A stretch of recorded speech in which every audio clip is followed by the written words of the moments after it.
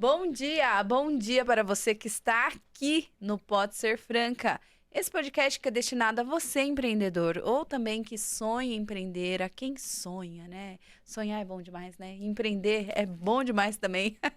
E para você que deseja saber o que há de melhor no nosso mercado, aqui nesse Brasilzão, com tantos profissionais bons. E eu sempre trago especialistas em áreas específicas aqui. E hoje, gente, eu tô recebendo um doutor, um advogado, especialista na área civil. Ele vai trazer muito conhecimento, muita informação para você, você que precisa contratar ou colocar em prática na sua vida. Vamos receber ele, que é advogado formado pela Universidade de Uberaba, atuou por 3 mandatos como presidente da Ordem dos Advogados do Brasil, na subseção de Jardim, Mato Grosso do Sul, e hoje está como conselheiro estadual pela 2ª vez da Ordem dos Advogados de Mato Grosso do Sul e atua há 34 anos com o seu escritório de advocacia, Sidney Escudeiro, com a especialidade civil, mas especificadamente com as sucessões, gente. A gente vai saber disso daqui a pouquinho com ele. Vamos receber Sidney Escudeiro. Gabi, muito obrigado. Estamos aqui para tentar passar a nossa experiência de 34 anos de advocacia. 34 anos, Sidney. Eu sempre gosto de dizer que eu comecei no dia 15 de março de 1990. Então, dia 15 de março agora de 2024, eu completei os meus 34 anos de advocacia. Que incrível, parabéns. Eu imagino que tenha sido uma jornada não fácil, né? Mas incrível aí, de muitos aprendizados. Gabi, eu diria que não fácil, porém, nós humanos, temos que tornar a nossa vida fácil. Então, Claro. Eu diria para você que eu não encontrei assim dificuldade. Porque eu plantei na minha mente que era aquilo que eu queria. Eu não quis prestar concurso, eu já fiz a faculdade direcionada para a advocacia. Eu não fiz uma faculdade pensando em prestar concurso, então eu já me preparei para advogar. Então, para mim, e os colegas de faculdade, até os professores, diziam: você vai começar a ganhar dinheiro depois de 3 anos. Aí eu já preparei meu pai, né? Falei, olha... Já ligou as expectativas. O senhor vai ter que me aguentar aí pelo menos por mais 3 anos depois da faculdade. Uau, Mas, incrível. aí eu não sei se isso me despertou para eu estudar mais e mais ainda. E eu diria para você que eu me preparei bem. Tanto que, desde o primeiro mês de advocacia, felizmente, eu consegui bancar as despesas do escritório, aluguel, água, luz, sem precisar pedir para meu pai que ele ajudasse a pagar. Uhum. Mas eu não posso deixar de dizer que eu tive ajuda, né, de alguns amigos, inclusive advogados, que a primeira mesa do escritório, as 2 primeiras cadeiras do escritório, a poltrona, alguns livros foram doados por alguns amigos que viram aquela boa vontade minha de querer trabalhar, de vencer na vida, e eles me ajudaram. E até uma estante, sabe? Comecei com uma estante, assim, um local bem simples, módico, mas felizmente aquilo ali para mim foi até, eu acredito que eu digo assim, foi uma alavanca para que eu conseguisse me dar bem na vida, porque eu digo que hoje, olhando no espelho do retrovisor, eu diria que felizmente eu me dei bem na advocacia e sinto muito feliz. E às vezes as pessoas precisam acreditar na gente pra gente acreditar depois, né? Exatamente. Por mais que a gente fale, eu vou, mas a coragem tá lá. Ai, meu Deus, será que eu vou mesmo? Aí vem os aliados, né? E dão aquele empurrãozinho. Mas como que foi a sua história? Assim, quem que é o Sidney? Primeiro explica pra gente quem que é o Sidney. E como o Sidney decidiu ser advogado? Interessante, Gabi. Eu cresci até com um pensamento, porque o médico, ele ganha muito dinheiro, a gente sabe disso. Sim. Então, eu queria ser uma pessoa bem-sucedida na vida. É a primeira decisão. A primeira decisão. Então, eu vim crescendo até eu terminar, na época, o 2º grau, hoje o ensino médio, eu cresci pensando em fazer medicina. Só que na hora de se inscrever para o vestibular, eu olhei para os lados, pensei nas finanças dos meus pais. E falei, bom, medicina não é para mim, não. Fez uns cálculos rápidos, né, ali na hora. Tive que fazer, dar de contador de fazer uns cálculos rápidos. São 6 anos, né? Apesar que aí, direito são 5. São 5, mas só que o custo da faculdade de Direito ela é bem menor. Entendi. Então, aí eu peguei aquela lista, na hora mesmo, foi na hora ali. Eu lembro que até estava no muro do lado de fora, assim, porque ficava um buraquinho assim para fazer a inscrição. Uhum. E eu falei, me passa a lista aí. Eu fiz a escolha na hora, Gabi. Gente, Parece brincadeira. Eu fiz a escolha. isso também, Sidney. Você vê assim também? Entre direito e farmácia. Olha viu? só. Escolhi farmácia. Mas é assim. Mas eu diria para você que fiz uma excelente escolha. Eu não me arrependo em momento algum. Eu acredito que eu nasci para ser advogado, assim, e não outra coisa. Que incrível, que incrível. Aí você fez a faculdade e tem esse espírito de empreendedor, né? Porque o nosso podcast ele é destinado para quem empreende e sonha empreender. Querendo ou não, você resolveu empreender no seu sonho. Sim. E você vendeu bem a sua ideia para as pessoas te ajudarem, né? Sim, felizmente. Aí, para explicar a minha cidade, Jardim, Mato Grosso do Sul, ela fica ao lado de Bonito. Porque muitas pessoas conhecem Bonito, mas não conhecem Jardim. Porque é divulgado bonito só. Sim, mas só que muitas pessoas vão a Bonito e flutuam no Rio da Prata. Só que o Rio da Prata ele está em Jardim. Na verdade, é uma divisa entre Jardim e Bonito. Uhum. Mas o passeio está do lado de Jardim. Olha Não desmerecendo Bonito, claro. que tem passeios incontáveis e ótimos. Inclusive, recomendo que façam um passeio em Bonito. Eu nunca fui. Aproveite e vá até Jardim. Incrível.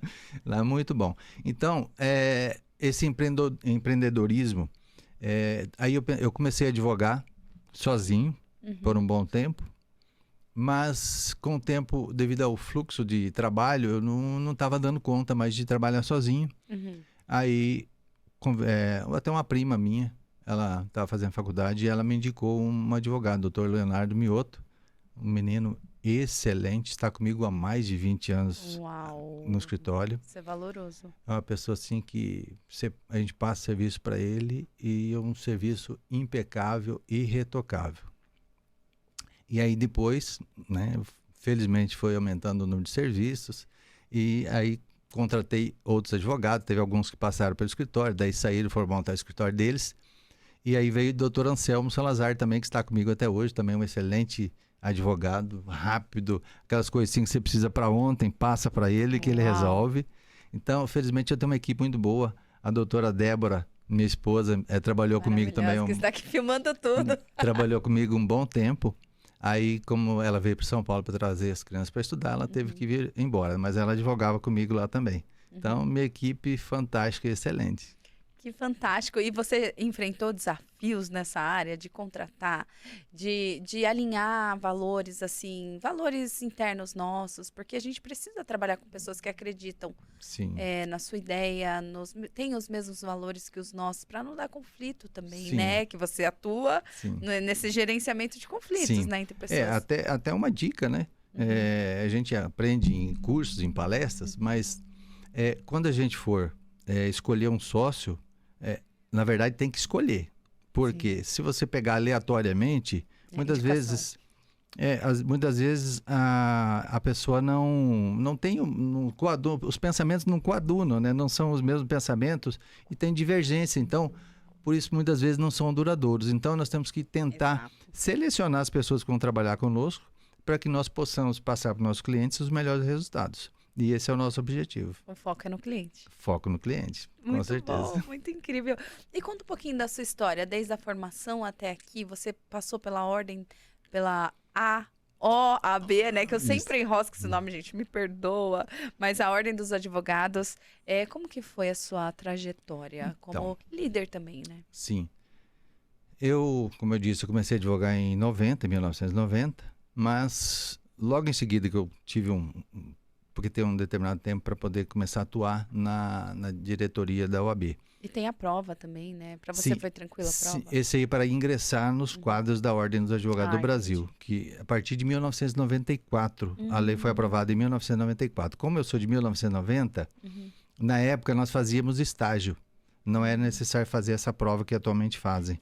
Era prática, né? Era prática, exatamente. Nós tínhamos que fazer o estágio. Se fôssemos aprovados no estágio, aí nós conseguiríamos pegar a carteirinha de advogado, da Ordem dos Advogados do Brasil.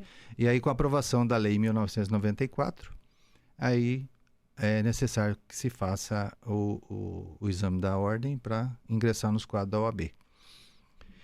E daí, eu não me recordo quando comecei, mas eu lembro que eu comecei como secretário, né? Porque tem o presidente, vice-presidente, tesoureiro, secretário e secretário adjunto dos quadros da ordem. E eu, logo em seguida, já fui convidado para ser secretário da ordem. E aí eu peguei gosto da coisa, né? Fui secretário e logo em seguida já me candidatei a presidente, né? Não teve eleição, foi por unanimidade. Sim. Eu fui escolhido presidente e com isso já fiquei 3 vezes na presidência da OAB. Então foram 9 anos de atuação como presidente. Atuei como secretário, depois atuei como conselheiro estadual e agora novamente estou como conselheiro estadual. E esse ano nós teremos eleição, ainda não sabemos o que nós só vamos coordenar a campanha, como é que vai ser, né? Mas eu gosto demais. Eu digo o seguinte, se a administração pública, que seria prefeito, vereador, alguma coisa desse tipo, não precisasse ganhar, como é o caso da Ordem dos Advogados do Brasil, lá nós trabalhamos por amor, por gostar da instituição, nós não temos salário. Lá nós colocamos o nosso dinheiro. Então, se algum dia, para ser prefeito da minha cidade, não ganhasse, não precisasse ganhar, se eu pudesse entrar só com a minha vontade de servir a população, eu me disporia a colocar meu nome à disposição. Mas como? Eu não sei por quê, não sei porque tem que ganhar para você servir a população. Então, para mim, eu não aceito esse pensamento e não aceito essa posição de me candidatar algum dia. Então, se algum dia não tiver uma contrapartida financeira, eu até aceitaria. Que incrível, é um valor bem acentuado em você, o servir, né? Sim, tanto... A missão contribuir. Eu já estou também no Rotary Club, fui presidente do Rotary Club Jardim Guilherme da Laguna por um mandato, já era para ter sido outras vezes, mas eu escolhi seguir mais na Ordem dos Advogados do que no Rotary, em termos de administração. Aí eu sou mais um membro do clube, né? Mas eu fui presidente uma vez. E através do Rotary Club também de Jardim Guilherme da Laguna, eu fui o primeiro presidente por ser o fundador, através do Rotary Club, de uma Casa da Garota. Que lá nós tínhamos já a Casa do Garoto e não tínhamos a Casa da Garota, né? Que são os jovens, né? Que infelizmente são abandonados. Que estão em situações de vulnerabilidade. Exatamente. Aí, então nós fundamos e fui o primeiro presidente também lá na minha cidade. Que incrível! E como funciona essa Casa da Garota? Imagina. Como que funciona? Vocês recebem esses jovens e Sim. Dão direcionamento? Exatamente. Ou só Na verdade, a intenção e a função da casa, ela é transitória. Porque ela não pode tirar a criança do meio da sociedade, né? Ela quer que... Ela serve como uma ponte para arrumar um pai, uma mãe, um casal que queira adotar essa criança, ou pelo menos temporariamente ficar com essa criança. Então a Casa da Garota ela fica, e a Casa do Garoto também tem essa função, de ficar com as crianças temporariamente até que elas arrumem um lar. Sim, e a sua função lá é organizar isso judicialmente? Os trâmites ou não? Hoje eu não sou mais presidente, né? Mas o presidente ele tem esse papel de auxiliar e fazer pedidos para o judiciário. É um trabalho até em conjunto com o judiciário. Aí busca-se famílias para que essas crianças tenham lar. E aí, através disso, aqueles que forem possíveis de serem adotados, aí faz-se um pedido judicial de adoção e encaminha essas crianças. E é tudo trabalho de contribuição. Você Sim, entra como voluntariado. Tudo voluntário, tudo gratuito. Esse é um trabalho prazeroso. Que lindo.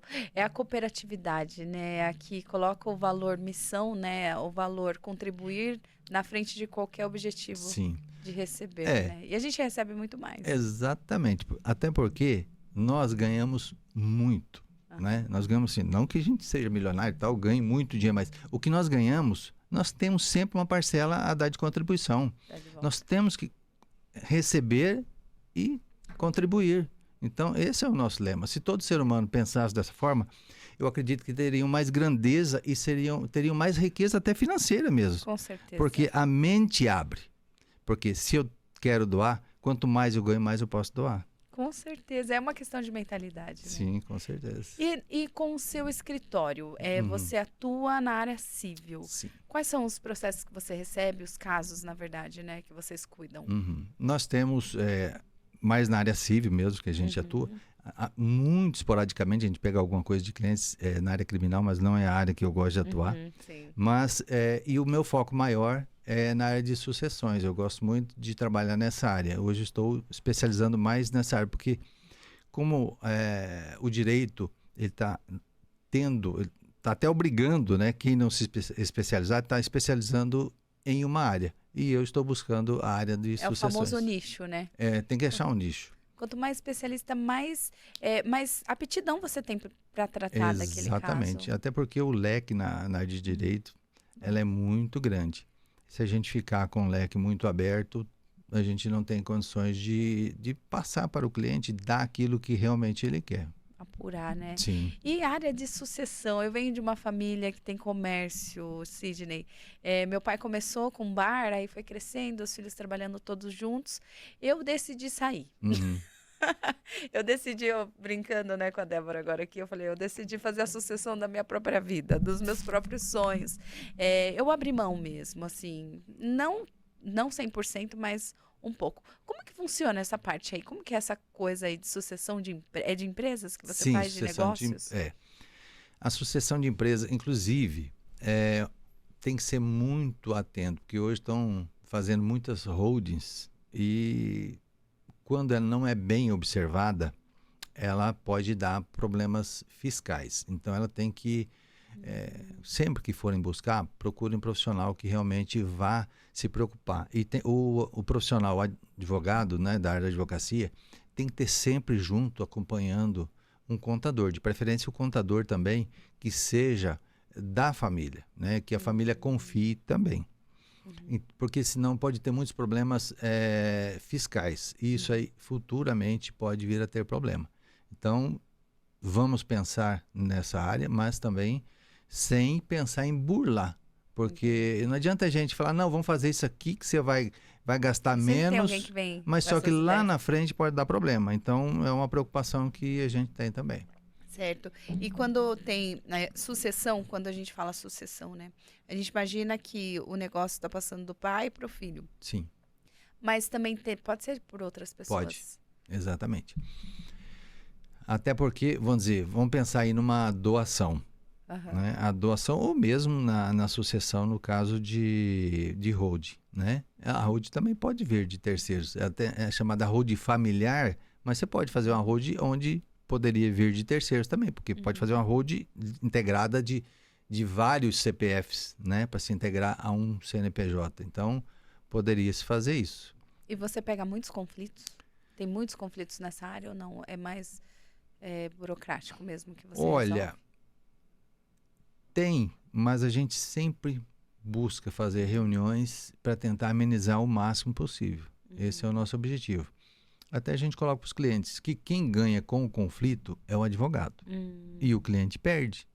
Porque muitas vezes o cliente poderia resolver tudo de forma mais simples, às vezes dando menos trabalho ao judiciário, que já está abarrotado de ações, e sem falar no custo de tudo isso, o custo operacional. Porque o cliente ele vai ter que desembolsar as custas de processo. Se ele ganhar, feliz dele, que vai desembolsar menos quando a sucumbência da outra parte. Mas se o cliente eventualmente perder alguma ação, porque às vezes de uma ação pode gerar várias ações, se perder alguma dessas ações, tem a chamada sucumbência, onde o cliente ele vai ter que pagar os honorários da outra parte, além de ter que pagar as custas processuais. Nossa, então, deve ser muito oneroso. Então, por isso a gente sempre aconselha, vamos tentar fazer de forma que vai trazer menos transtorno e menos ações. Então, nós já vimos trabalhando com isso, felizmente, já há um bom tempo. Mas a partir do Código de Processo Civil, isso aí foi, inclusive, inserido no Código de Processo Civil para que as partes, os advogados, procurem primeiro a conciliação para depois entrar com a ação. Só que isso é uma coisa que a gente já vinha buscando lá atrás, uma mentalidade já antiga. Eu sempre busquei, de preferência, fazer com que houvesse a conciliação. Na área a gente atua também na área, às vezes, de divórcio. Algumas pessoas nos procuram, às vezes, né, com aquele objetivo, quero separar, não quero nem saber. A emoção deixa cego, né? A gente sente que a pessoa realmente está naquele calor da emoção.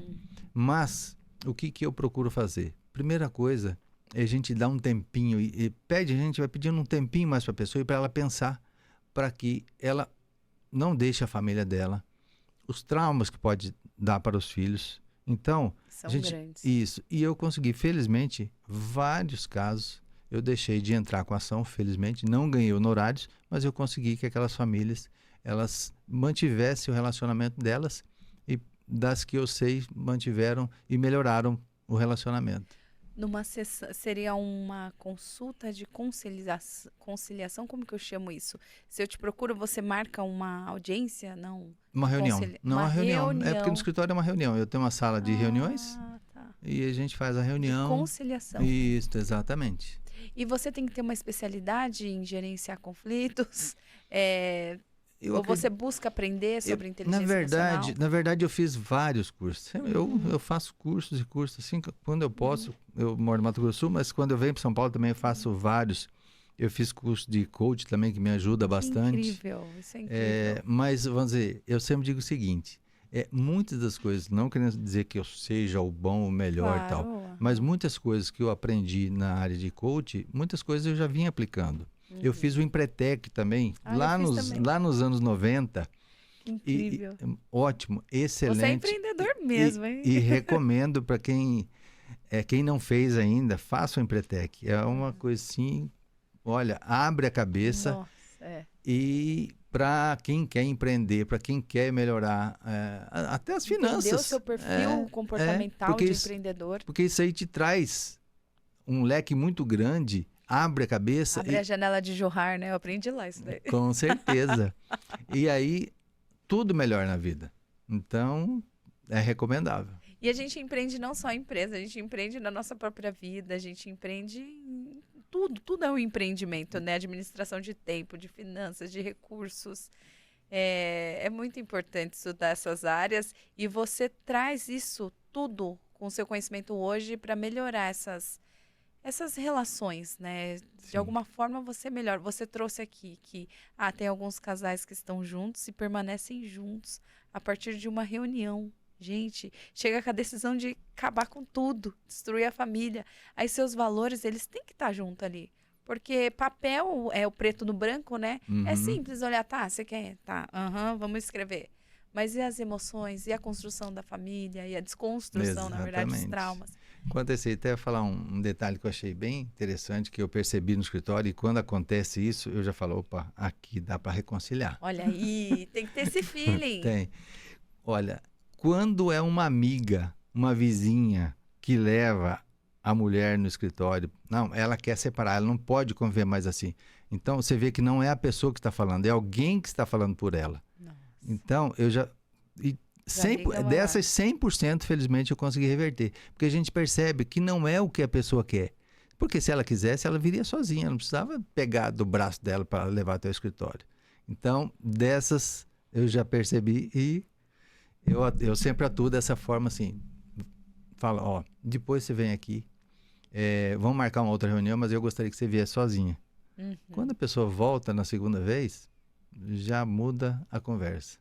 Que incrível, impressionante. Você não ganha, mas a sociedade ganha. Sim, as famílias ganham. Porque uma coisa que eu sempre tive, isso desde o primeiro dia de advocacia, que na verdade eu me preparei antes de começar a advogar.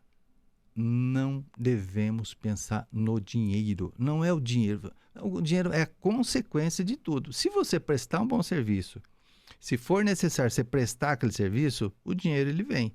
Agora, não é porque você fez alguma coisa, prestou um serviço que tem que ser remunerado. Eu penso que, muitas vezes, aquela pessoa que você não cobrou, que você fez uma coisa que fez bem para ela, para alguém da família, essa pessoa ela vai te indicar. Enquanto que se, às vezes, vamos dizer, eu cobrar alguma coisa que fosse mexer na dor mesmo da pessoa, às vezes, em vez dela me indicar para outra pessoa, ela poderia falar, não, aquele lá é dinheirista. Então, Olha, só que isso aí tem que ser do fundo do coração, não é Claro. falar, não, eu vou fazer isso por fazer. Ah, vou fazer para ter cliente. É, A intenção ela tem que ser genuína. é genuína. Então, olha, é interessante. Quanto mais a gente faz, é a mesma coisa o trabalho do Rotary, o trabalho da OAB, né, que a gente não cobra, a gente presta serviço sem remuneração. Então, vamos dizer, esse espírito, felizmente, eu tenho. Que incrível. E você aprendeu isso com quem? Olha, até nem sei se eu Tem posso algum falar exemplo? que vem de família. Meus pais, eu sou fã deles, né? Meu pai e minha Aham, que mãe. bom. Meu pai tem 92 anos de idade. Que privilégio. Minha Que mãe, privilégio. minha mãe tem 87 anos. Felizmente, estão só. juntos já 60 e poucos anos de idade juntos. É, Você tem um sim. exemplo dentro de casa, né? Sim. De união, né? Sim. E os dois são pessoas de Permanente. muito bom coração. Eles tinham um boliche na beira da estrada, né? Na época ela Boliche? boliche, é um boliche, né? Que era um bar, um restaurante, alguma coisa assim, mas vendia de tudo, de secos e entendi. molhados. Era do arroz à peça de roupa lá. Que incrível. É comerciante. É comerciantes. E eu sempre percebi neles que eles queriam vender, mas Aham. não vender por vender também. Então eles sempre tiveram esse espírito. Eu acredito que talvez seja deles que eu tenha herdado. Que demais, que incrível. E voltando com o assunto da sucessão, explica mais um pouquinho pra gente. Você trouxe o tema holding. Realmente eu não entendo. O que é holding? Hold é o seguinte, hoje está muito na moda. Hoje sim, já vem com um pouquinho, não muito tempo, mas um tempo para cá. Mas as pessoas estão, até para evitar, porque os impostos, eu até diria, em tese, estão caros. Porque para fazer o inventário pós-mortem, né, depois da pessoa falecer, tem que fazer o inventário. Então as pessoas falam, mas vou ter que pagar 6%. Aqui no estado de São Paulo, não me recordo quantos que é o imposto de transmissão. Lá no Mato Grosso do Sul, 6%. Aí as pessoas falam, mas eu não vou dar para o estado esse valor, esse percentual. Aí as pessoas preparam em vida ainda vou chamar aqui de sociedade da família. Por isso uma holding familiar. Seria uma sociedade aonde, mesmo se aquela, no caso, alguém da família ali falecer, então já está integrado o capital das pessoas. Elas, vamos pensar assim, no modo prático, né? O empreendedor que constrói uma empresa e conta que os filhos vão assumir essa empresa. Porque tem muitos pais que contam, Sim. né? Não, estou fazendo uma empresa, não importa se você quer ou não, você tem que assumir a minha empresa. E vai se preparando para aquilo. Em vida, ele pode transferir esse CNPJ, é isso? Para não precisar ter toda essa burocracia? Sim, é essa transição que se faz antes, né? Faz em vida aí. No caso lá, a gente trabalha muito com fazendas, né? Imóveis rurais. Ah, sim, entendi. Então, vamos dizer... É uma coisa que passa de geração para E aí, geração, para geração. e aí os valores são milionários, são valores altos. E às vezes, vamos dizer, 6% do valor disso aí é um Entendi. valor considerável. Então as pessoas... E aqui em São Paulo também indústrias, né? Valores muito altos. Por isso as pessoas, para evitar de pagar um valor muito alto, elas já começam a integralizar o capital entre a família. E aí nomeia-se um administrador, geralmente o pai, né? Que continua na administração dos bens e segue-se a vida, mas aí não como da pessoa em si, vamos dizer, do pai, né? Mas aí é do hold, é da família, é do grupo.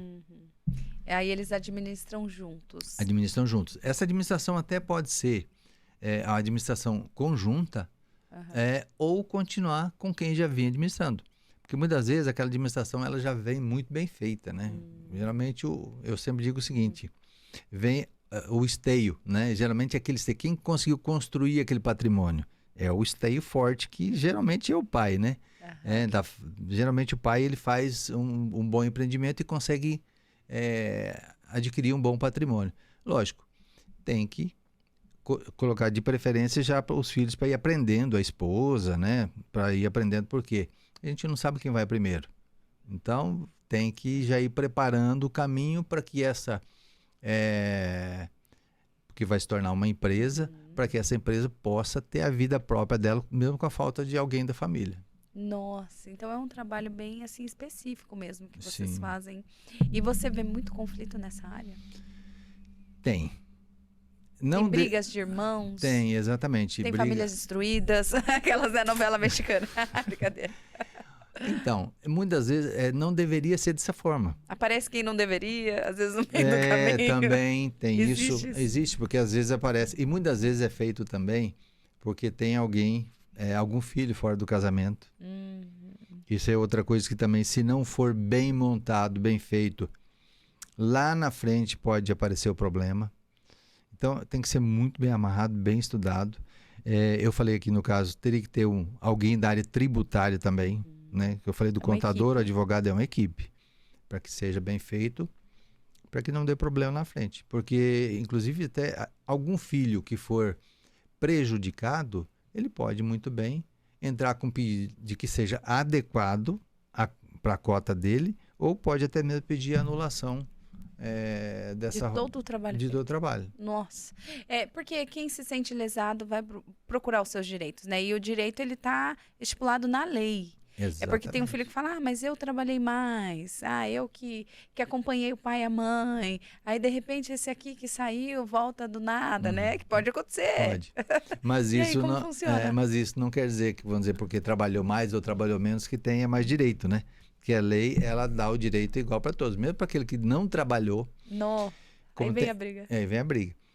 Porque tem casos que, às vezes, um filho... Vamos trabalhar aqui, que eu atuei bastante com investigação de paternidade. Que é onde entra o filho fora do casamento. Mas ele nunca trabalhou, nunca fez nada. Nem sabia que existia. Nem sabia que existia, está caindo de paraquedas e vai ganhar. Mas a lei diz que o direito dele é o mesmo. Se não foi feito um testamento lá atrás, pelo pai, pela mãe, pelo casal, para beneficiar mais um ou mais filhos, né, às vezes em detrimento daquele que veio fora do casamento, se não for, eu chamo assim, se não for preparado o caminho, vão ter que engolir. Infelizmente, lá na hora da sucessão, quando for fazer o inventário, direitos iguais, se não tiver o testamento. Não. E o testamento, ele é uma ação preventiva? O testamento, ele não chega a ser uma ação preventiva, mas ele não chega a ser uma ação processual, né? É um documento que ele é feito em cartório, quer dizer, pode ser feito em cartório. Diminui os encargos depois, futuramente, também? Não, o objetivo do testamento, né, que ele pode ser feito em cartório, que é o público, pode ser simples, pode ser cerrado, então tem vários tipos de testamentos. Ele é feito de uma forma assim para já distribuir o patrimônio do pai ou da mãe, pode ser feito dos dois também, ou de um dos dois. Então, você faz o documento para você já direcionar quem você quer direcionar, quem o pai ou a mãe quer direcionar, o casal. Eles já predispõem determinada fazenda para o filho tal, a sede fica para o filho tal, né, se é uma fazenda só. Ele distribui como ele quer fazer para diminuir a briga lá na frente. E eu acho engraçado, você traz isso aqui, eu nunca passei por isso, né? Não conheço ninguém que passou. A gente vê isso em novela. Tem muito, né? Aí chega a fulana de tal, nossa, ele deixou um apartamento para mim, e nem é da família. Os filhos não podem contestar isso. Não. Se está no testamento. Por quê? Os pais, eles podem dispor, eles não podem dispor da totalidade para o cachorrinho e para o gatinho, como nós também já vimos em filmes, novelas, né? Que você pode fazer o testamento para um bichinho lá, né? Ou, vamos falar aqui, para alguém que existe a pessoa, eu gosto do fulano de tal, que me cuidou bem, você me deu boa atenção. Não, eu vou direcionar tantos por cento do meu patrimônio para essa pessoa, até colocando uma condição aqui de que a pessoa me cuide bem para o resto da vida, né? Porque às vezes, eu tive um caso que eu atendi, que a pessoa, ele era um senhor, ele era solteiro, não teve filhos, e não estou falando nomes aqui, então eu posso falar. E ele fez nesse caso ele não fez nem o testamento. Ele vendeu a fazenda dele, usufruiu o que ele tinha que usufruir, e uma parte do dinheiro ele colocou na previdência privada. Porque a previdência privada, ela não vai para o inventário. Se alguém quer... É uma forma também de você não pagar o imposto de uma parte do patrimônio. A previdência privada, vamos dizer, eu faço no meu nome e coloco o beneficiário. 1 beneficiário, 2, 3, 4, quantos eu quero de beneficiário. Então, nesse caso lá, a pessoa colocou um casal que cuidava dele ele colocou o dinheiro na previdência privada e colocou esse casal como beneficiário deles. E aí, com o óbito, essas pessoas foram beneficiadas sem necessidade do inventário, sem necessidade que eles entrassem no inventário. É um caminho mais facilitado. Sim, esse caminho, muitas pessoas não conhecem, até muitos advogados não usam dessa estratégia. Mas é uma estratégia, que é um caso sui generis, eu diria assim, para você usar, né? Que não são todos os casos que dá para usar. Mas, dependendo da situação, dá para usar a previdência privada como uma forma de beneficiar alguém se não quer fazer o testamento. Mas aí, como você trouxe, o cliente ele precisou vender um Sim. bem Nesse caso, para gerar esse nesse caso, específico, né? exatamente. Nesse caso, ele até vendeu porque ele já estava de idade até para ele usufruir, né? Então, ele colocou o dinheiro no banco e foi usufruindo. E uma forma que ele achou foi colocar o dinheiro na Previdência, porque a Previdência você coloca o dinheiro e vai tirando. Se quiser tirar o dinheiro, se no final também não sobrar nada para aqueles beneficiários, tudo bem, não sobrou. É o dinheiro que eu coloquei ali para eu viver minha vida, vou usufruir, vou viajar, vou fazer o que eu quiser. O que sobrar e se sobrar, fica para os beneficiários. Que incrível, legal. Eu não sabia disso também, muito interessante. E no caso de quem tem empresa, eu tenho a minha empresa, que seja na fazenda, não sei. E eu quero que tal pessoa permaneça com essa empresa. Eu posso colocar essa cláusula, porque tem pessoas que recebem o bem e vende. Tem a cláusula, você não pode vender, você tem que continuar com a empresa. Tem a cláusula da inalienabilidade, né? Que a pessoa fica, você pode colocar uma condição. Tem entendimentos que diz que isso aí não pode, impenhorabilidade também, você pode colocar uma cláusula de impenhorabilidade. Porque tem gente tão apaixonado pela empresa que não quer que saia do controle. Isso, ela coloca lá tantas gerações. Isso. Pode ser posto também. Então, até porque, no caso da impenhorabilidade também, apesar que tem discussões nos tribunais, aí se a pessoa contrai dívidas, aquele bem não pode ser penhorado. Então, também é uma forma de proteger o patrimônio. Porque nós sabemos que, infelizmente, muitas vezes os filhos não são preparados para fazer a sucessão. Eu gostaria de tocar nesse assunto agora. Pode começar. Os filhos muitas vezes não são preparados para fazer a sucessão. E quando pegam, vou falar, empresas, os bens da família que herdou, muitas vezes eles não conseguem ter a mesma expertise, vou chamar assim, daquele que eu falei, o esteio, né? Que é aquele que construiu, que se dedicou, levantava madrugada, dormia tarde, né? Ele tinha um amor pela empresa, pelo seu patrimônio. E às vezes o filho fala que meu pai é um cafonão lá, ele não, em vez de viver a vida dele, ficava segurando essas coisas aí. Eu não vou fazer isso. E aí vai dilapidando o patrimônio e como tem muitos na sociedade. Você conhece algum caso assim, específico, famoso? A gente chega a ouvir, né? Mas assim, que o filho realmente acabou com a empresa. Sim, olha, infelizmente temos vários exemplos. Não é 1, não é 2, não é 10, não é 1000. Infelizmente temos vários exemplos. Às vezes até de uma família, vou chutar aqui, né? Uma família, vou pegar a mão aqui para ficar mais fácil. Uma família de 5 pessoas. Às vezes você tem um que é desviado, que não gosta de trabalhar, nunca foi afeito ao trabalho, né? 1, 2 às vezes. E 3 gostam de trabalhar e vão administrar bem. Aí, aquele que pegou a mesma quantia dos demais, muitas vezes não se dá bem na vida. Já vi casos de pessoas que tinham fortunas e hoje não tem nada. Irmãos muito bem de situação, e irmãos que não tem nada hoje, infelizmente. Mas o que é isso? Não soube administrar. É aquela pessoa que se preocupou só com ela, com um bom viver, né? Uma pessoa assim que queria mais viver curtir a vida. Não. Curtir os prazeres. Eu vou viver hoje, não sei o dia de amanhã. E dinheiro acaba. Dinheiro acaba. Eu digo o seguinte, dinheiro não aguenta desaforo. Não. Então, as pessoas têm que ter essa consciência de que trabalhar, uma das melhores coisas da vida que existe é o trabalho. Tem muitas coisas boas? Tem, mas trabalhar é uma das melhores, porque é através do trabalho que nós temos todo o conforto, ser bem visto na sociedade, você pode servir o outro, né? Servir o próximo, servir várias pessoas. Então, vamos dizer, é do trabalho que vem essa ramificação. Enquanto que aquelas pessoas que não se atentam de que é do trabalho que ela vai viver bem e vai poder dar boa condição, às vezes, para aqueles que estão no seu entorno, às vezes, se ela não despertar isso, ela, além de se prejudicar, prejudica terceiros. Porque eu já vi casos aí, lembrando do que você colocou ali, o pai que herdou, e eu já vi isso. Aí o neto, né, daquele que tinha, né, Ai, que dó. trabalhando em condição ali, ó, que não deveria estar passando por aquilo. É uma irresponsabilidade Na verdade, é uma com os responsabilidade. recursos. É um Infelizmente. desperdício de recursos. Infelizmente, olha. É lamentável, pena que essas pessoas muitas vezes também não se preocupam nem num curso para tentar mudar a mentalidade, né? Para ver se melhora, para não deixar chegar naquela situação e não colocar outras pessoas naquela situação que ele tá passando também. Nossa.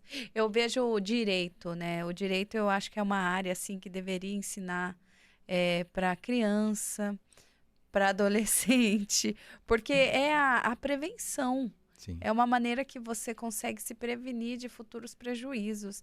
Você andar na lei. Tem pessoas que são fora da lei, né? Que gostam de sair da lei. Mas eu acho que a lei, ela te dá um direcionamento. Se ela existe, é que tem um fundamento aí. Né? Exatamente. Facilita muito a nossa vida. É uma educação que todos deveríamos ter. Deveríamos ter um advogado para chamar de nós, para andar junto com a gente.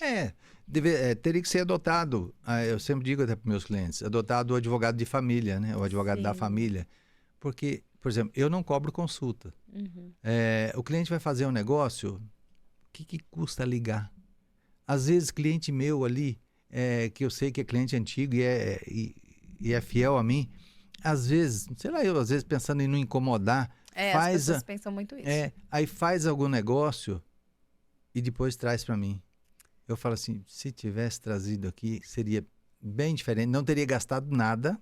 Uhum. Não teria gastado nada e o negócio seria diferente e melhor para ele. Não teria... Porque tem negócio que às vezes não dá nem para consertar. Esse é o problema. E muitas vezes, na maioria das vezes, envolve patrimônio. Nossa.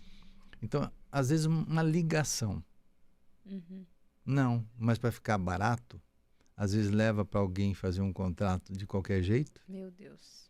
E aí aguenta as consequências depois. E o que mais vem para você hoje no seu escritório para vocês resolverem assim? Olha, lá também nós somos uma região do agronegócio.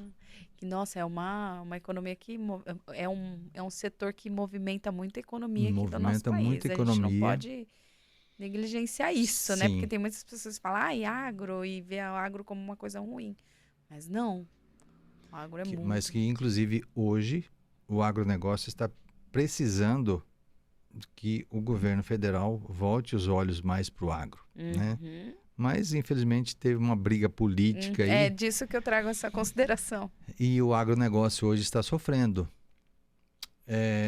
Nós temos problemas aí com chamado problema hídrico, né? Um lugar chove muito e outro chove muito pouco. A gente tem um caso muito específico agora do Rio Grande do Sul. Exatamente. Lá no Rio Grande do Sul, os agricultores perdendo tudo com excesso de água. E nós, do Mato Grosso do Sul, Goiás, São Paulo, Mato Grosso, Tocantins, vários outros lugares, Paraná também, perdendo tudo por seca. Tem pessoas que não colheram nada. Meu Deus. Tem pessoas que passou a grade em cima do produto porque não compensava fazer a colheita. Gente. Então, a gente está falando de famílias, né? De alimentos. Exatamente. E aí, muitos produtores rurais nos procuram muitas vezes por causa dessas situações também. Que felizmente vinham aí num período muito bom, né? Estão aguentando aí uns 3 anos de crise hídrica, porque, felizmente, vinham bem lá atrás. Só que aguentar mais um ano vai ser muito difícil. E como isso interfere na economia do nosso país? Porque vocês são o Mato Grosso do Sul, Mato Grosso, é um estado muito importante nesse negócio. São estados Influencia bastante... diretamente na mesa do consumidor. Sim, são estados bastante pujantes na agricultura, que influenciam realmente tanto no interno, né, no produto interno bruto, assim como influencia na exportação, na balança internacional.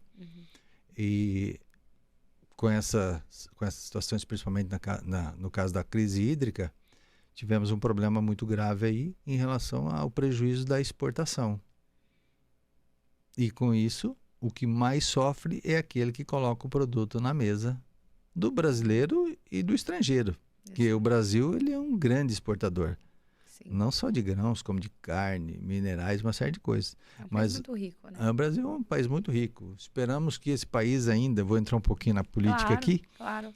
mas eu espero que esse país pegue pelo menos aí, vamos falar aí 10, 20 anos de administrações que tenham dó do Brasil, que não pense só em si e que pense no país. Porque o Brasil, rico do jeito que é, nós temos o mesmo tempo que tem os Estados Unidos de vida. O Brasil tem o mesmo tempo que os Estados Unidos. Lá um país pujante e o nosso, infelizmente, com a fartura que nós temos até, mas nós não conseguimos ter riqueza como deveríamos ter. Por quê? Os impostos que são gerados, e isso não é culpa do atual governo, isso é culpa de governos.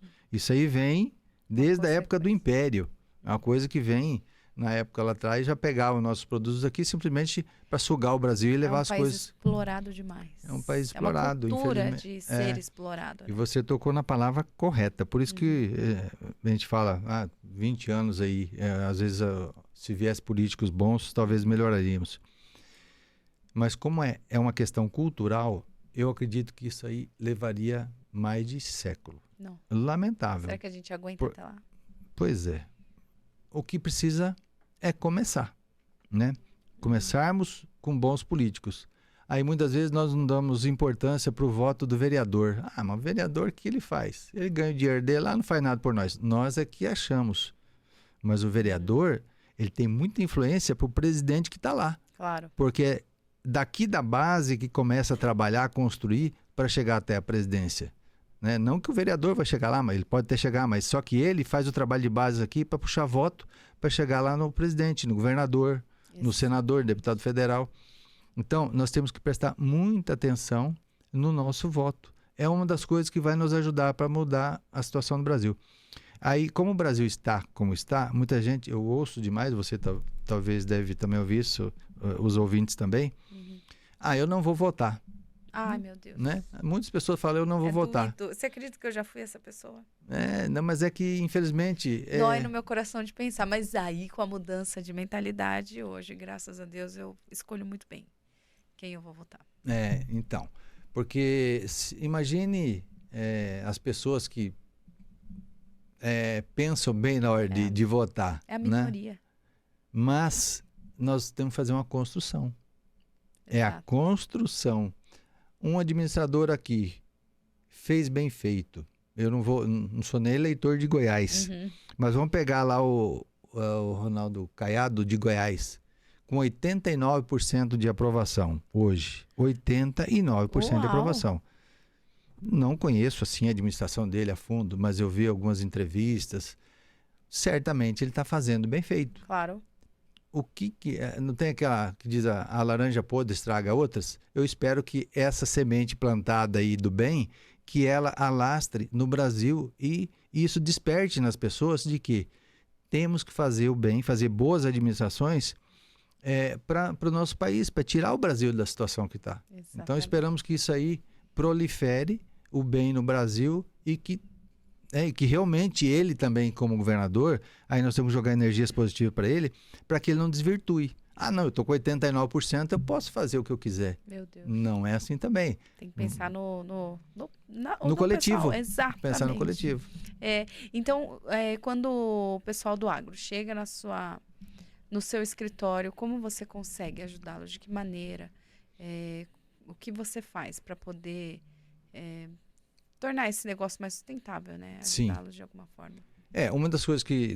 porque na maioria das vezes, e aqui vem, até quando era o governo do Bolsonaro, eu tenho que falar isso porque foi Mas um você divisor... tem todo o direito de falar isso. Foi um divisor de águas. Até a administração do Bolsonaro, as coisas vinham alinhando, assim, Era nítido que ele estava mais a favor do agro. Não que ele desfavorecesse, mas que Sim. sim, ele colocava os olhos Sim. nessa parte Mas- da economia do país. Eu penso, seja o presidente de direita ou de esquerda, o agro ele tem que ser bem visto. Porque o agro ele não gera só a riqueza lá na fazenda. Da fazenda para frente que ele começa a gerar. Porque veja bem, quantos empregos... Ah, mas o agro ele gera pouco emprego. Será? De onde que é o óleo de comida, a carne que se come, bovina, a do frango, do porco, o soja, o milho, que alimenta e traz a produção. Então, muitas coisas são produzidas e são depois industrializadas que geram muitos empregos. Então, se estamos pensando só em prejudicar o produtor rural, estamos prejudicando a indústria também e, consequentemente, também os menos favorecidos. Claro. Aumenta a cesta básica. Então, E dali vai aumentando tudo, até combustível, né? tudo, porque veja bem, o combustível, o etanol, é feito, sai lá da fazenda. Então tem que ser, na verdade, o produtor rural tinha que ser tratado com maior carinho, juros bons, não vou falar menores, mas juros bons, né, para que ele possa continuar produzindo. Mas não sei se... É uma mentalidade que tem aqui no Brasil de que o empresário é mal visto, que o empresário é carrasco. Eu já ouvi várias pessoas reclamando de donos de empresa, porque o patrão é ruim. E, gente, é aquele corajoso que deu o pontapé inicial para poder sustentar várias famílias e segurar a bucha também, né? Porque é muito mais fácil você ser empregado e receber ordens e executar, acabou. Desculpa, é a minha visão. A hora que você está numa posição de liderança, que você tem que gerenciar um fluxo ali de pessoas, de recursos, é muito maior. Então é digno que essa pessoa seja melhor remunerada. Sim, se ele não gerir bem os negócios dele, ele pode ser preso às vezes, né? Porque não ele que vai responder. É ele que vai responder por tudo. Sonegação fiscal, local. Vamos falar aqui, a gente está falando do agro. Se ele não tiver locais adequados, apropriados para colocar os empregados dele, ele responde por trabalhos escravos que colocaram isso aí, que para mim é uma ficção. Porque existiu casos pontuais, mas hoje estão querendo generalizar. Então, prejudicando, às vezes muita gente deixando até de gerar emprego, porque a lei está muito rígida em relação ao empregador. Lógico, tem que ter fiscalização, as coisas têm que ser mais humanizada? Claro. Tem. Mas só que, infelizmente, levaram de uma forma assim que, dependendo do meio, por exemplo, num Pantanal, uma fazenda de 10 mil hectares, a pessoa vai fazer eu tive um caso lá, a pessoa vai fazer uma cerca lá nos fundos da fazenda. Eles querem que aonde esteja o funcionário, esteja lá o banheiro... aquele o banheiro químico. Então, numa área rural não tem como você fazer isso aí. Então, tem situações que eu acho que tem que ser melhor analisadas. Tem casos e casos. E aí, tranca.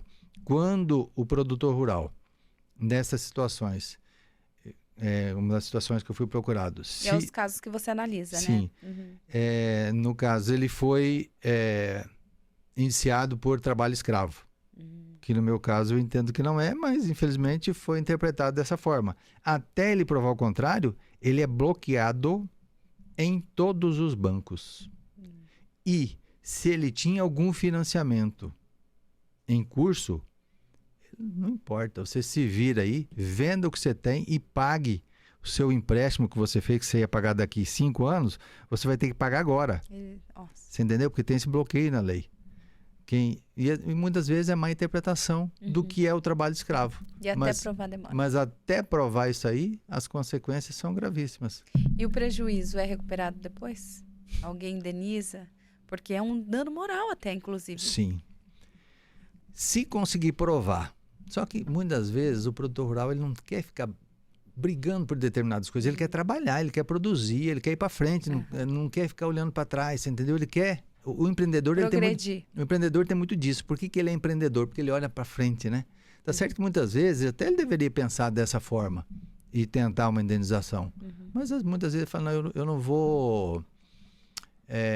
vou me desgastar, não vou desviar o meu foco, eu vou continuar aqui com o meu empreendedorismo, eu vou... Porque é uma energia. Sim, você vai gastar uma energia numa coisa que você poderia estar investindo essa energia em uma coisa que vai te dar maior retorno. E, infelizmente, as indenizações no Brasil não são com as indenizações americanas. Entra com uma ação de reparação de danos hoje no Brasil, uma indenização por danos morais, é uma mixaria, poderia falar que é uma mixaria. 20 mil. Não Isso numa recupera. situação dessa que eu estou pensando desse empreendedor. Danos morais, 20 mil, 15 mil reais. Então não compensa. Não. É melhor você falar, não, eu vou trabalhar e vou recuperar. Porque às vezes dá vontade até de desistir, viu? Meu Deus.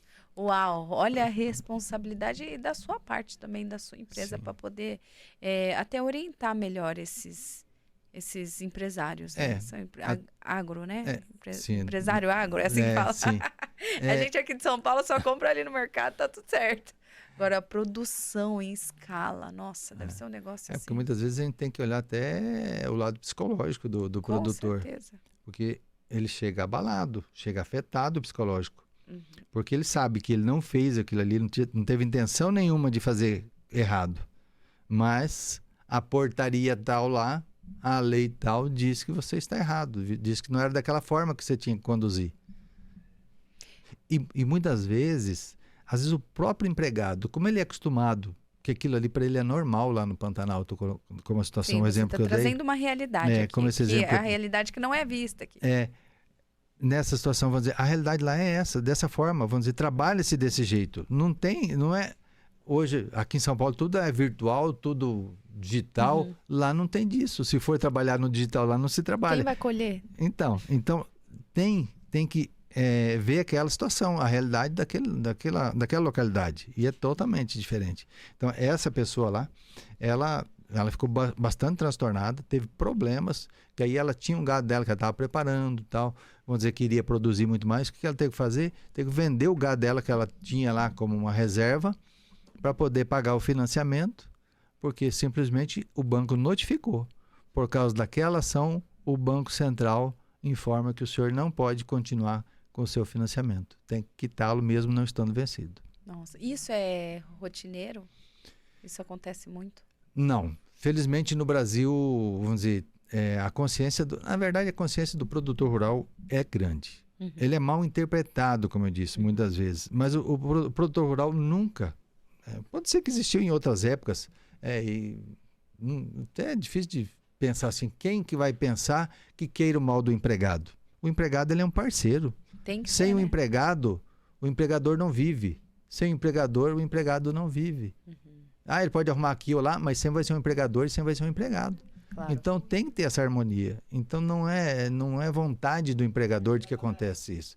Pode ter acontecido esporadicamente, pode ter acontecido um caso assim, mas não que fosse da vontade dele e para ele não é aquilo que não estaria infringindo a lei. Entendi. Ele conversando com o empregado dele, tá normal, tá dentro da normalidade. Porque eu vejo casos... É um acordo, né? É um acordo. E eu vejo casos que a justiça... Desculpa, a justiça não, a lei.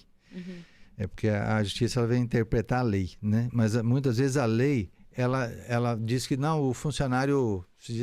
Até eu estive numa fazenda e eles estavam falando, estavam fazendo as adaptações que foram fazer fiscalização e tem que fazer isso, uns detalhezinhos que se você vê... Então vamos fazer o seguinte, vamos lá na casa desse empregado, será que ele lá na casa dele, ele tem o que você está exigindo que se faça aqui para ele? A família dele lá tem? O governo está dando para ele isso que vocês estão falando que o empregador tem que dar só para ele aqui, mas a família dele está morando lá na casa, na outra casa dele lá. A realidade dele A realidade dele é outra.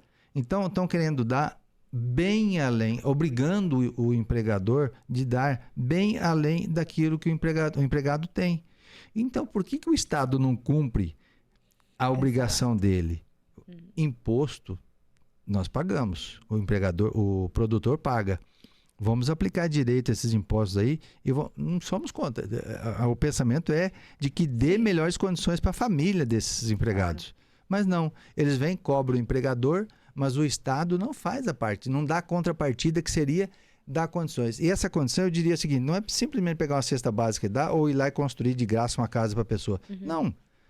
Vamos desviar menos dinheiro, vamos fazer bom uso do dinheiro arrecadado, que certamente essas pessoas todas que vivem hoje numa situação de miserabilidade ou de menor condição, elas como eu disse lá, devido à cultura do brasileiro, né? Da cultura dos nossos políticos, da maioria, não vou falar dos políticos, mas da maioria dos políticos.